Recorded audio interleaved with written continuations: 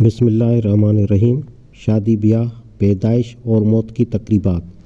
سوال: موجودہ مسلمان شادی بیاہ، پیدائش اور موت کی تقریبات پر چھٹی، چلہ، باجا، منگنی، جہیز اور اسی طرح 40واں کل وغیرہ کی جو رسوم سر انجام دیتے ہیں، ان کی حیثیت شریعت میں کیا ہے؟ جواب: یہ سب چیزیں وہ پھندے ہیں جو لوگوں نے اپنے گلے میں خود ڈال لیے ہیں۔ ان میں پھنس کر ان کی زندگی اب تنگ ہوئی جا رہی ہے، لیکن لوگ اپنی جہالت اور نادانی کی وجہ سے ان کو کسی طرح چھوڑنے پر آمادہ نہیں ہوتے۔ اس کا علاج یہ نہیں ہے کہ براہ راست ان رسموں کے خلاف کچھ کہا جائے، بلکہ صرف یہ ہے کہ لوگوں کو قرآن اور سنت کی طرف دعوت دی جائے۔